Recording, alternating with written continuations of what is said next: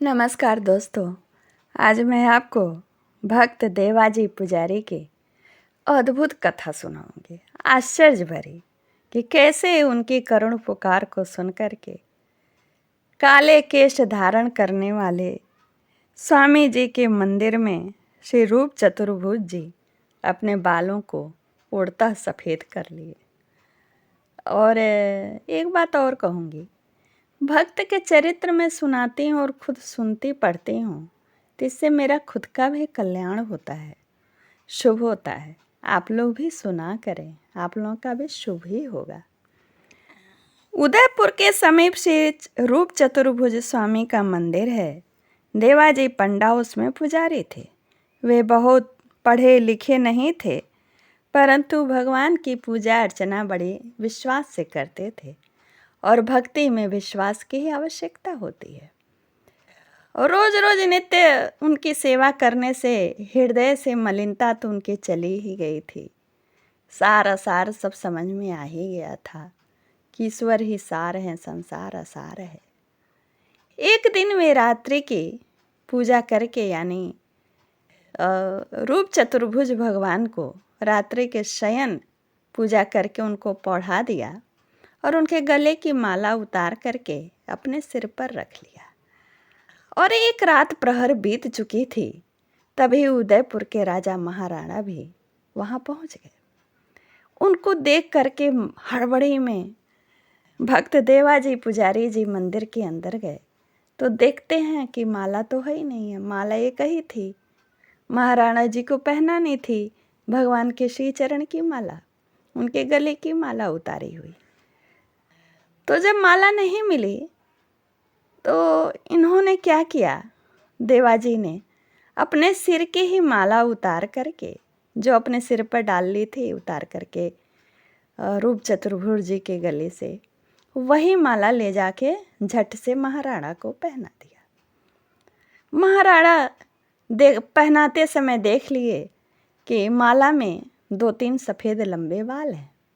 उन्होंने व्यंग से कहा, लगता है भगवान के बाल सारे केश जो हैं सफ़ेद हो गए। अब ये देवाजी डर के मारे अंदर तक हिल गए, बोलते कि क्या करते क्या न करते। उन्होंने कहा, हाँ महाराज जी, भगवान जी के सारे बाल सफ़ेद हो गए हैं ठाकुर जी के। तो व्यंग में बोले, अच्छा ऐसा भी होता है, ठाकुर जी के बाल सफ़ेद हो गए, ठीक है मैं सवेरे आके देखूँगा। ऐसा कह करके महाराणा अपने महल को चले गए। अब इधर पुजारी जी की हालत खराब कि सवेरे अब मेरे साथ क्या होगा, मैंने तो इतना बड़ा झूठ बोल दिया। नित्य रोज नवीन स्वरूप, सुंदर, विश्व में सबसे सुंदर स्वरूप धारण करने वाले ठाकुर जी, जो हमेशा नवल नित्य नव किशोर ही लगते हैं, जिनके केश काले हैं और सफ़ेद हैं नहीं, आके सवेरे देखेंगे तो मेरी कितनी बुराई होगी। सब लोग यही कहेंगे कि भगवान की सेवा करने वाला इंसान भी झूठ बोलता है क्या। सब लोग तो मेरी भक्ति पर अविश्वास करेंगे। यही सब सोच विचार करके ठाकुर जी के दरवाजे पर करुण पुकार, करुण क्रंदन करते हुए लौट गए।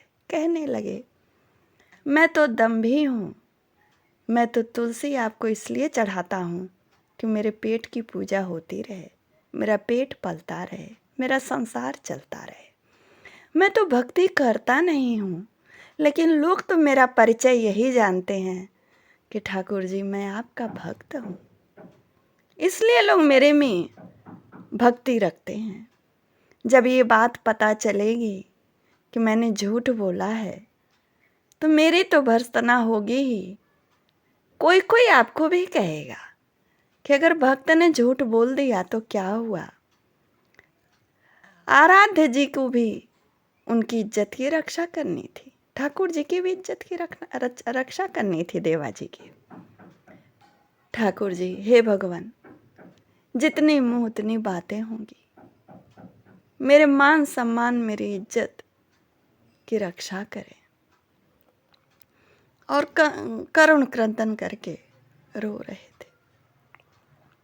रोते रोते कब आँख लगी, कब सवेरा हुआ, भक्त देवाजी को पता नहीं चला। सवेरा हुआ, उठे स्नान ध्यान करके, जब ठाकुर जी का पट खोलते हैं तो देखते हैं चतुर्भुजधारी सफेद धवल एकदम केश को धारण किए हुए हैं। उनके इस प्रेम को, ठाकुर के भक्त वत्सलता को देखकर कि मुझे अपराधी को भी क्षमा करके मेरे मान सम्मान भक्ति के विश्वास की रक्षा करने के लिए इन्होंने अपने सुंदर स्वरूप को हटाकर, सुंदर काले केश को हटाकर श्वेत केश धारण कर लिए। उनके हृदय में इतनी, देवाजी के हृदय में इतनी प्रेम का आनंद बहा कि वे मूर्छित होके पड़ गए उनके प्रेम में। बहुत देर के बाद जब उन्हें होश आया, फिर वे सुध बुध खो करके रोने लगे, देख के उनके प्रेम को महसूस करके। तभी महाराज राणा भी आए। उन्होंने देखा कि देवाजी रो रहे हैं, तो ये तो व्यंग से अंदर में हृदय में हंस रहे हैं कि पकड़ा जाएगा ना, इसीलिए रो रहा है। ये जैसे ही चौखट के अंदर गए और महाराणा जी की जब नज़र ठाकुर जी के ऊपर पड़ी तो देखा श्वेत धवल केश। ये तो आश्चर्यचकित हुए। फिर वे इनके हृदय में शठता आई कि क्या पता पंडित जी ने इनके बाल उतार करके सफ़ेद बाल चिपका दिए। पास में जाकर महाराणा ने एक बाल को खींचा तो ऐसा लगा कि मूर्ति की नाक सिकुड़ गई हो दर्द से, और जब तोड़ा तो वहाँ से एक बूंद खून उनके अंगरखा पर गिरा। खून को देख करके महाराणा बेहोश हो गए।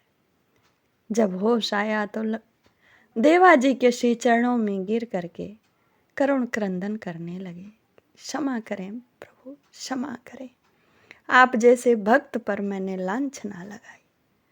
फिर देवाजी ने सारी कहानी सुनाई। कहा, मैं कौन सा हूँ जो आपको क्षमा करूँ, क्षमा तो ये भक्त वत्सल ठाकुर जी ही करेंगे, और करेंगे ही। ये अपने अपराधी भक्तों का अपराध को गिनते नहीं हैं, भक्त वत्सलता से उन्हें हृदय में धारण कर लेते हैं, उनको माफ़ कर देते हैं, उन्हें अपने श्री चरणों में स्थान प्रदान करते हैं। महाराज, उन्हीं से क्षमा मांगिए।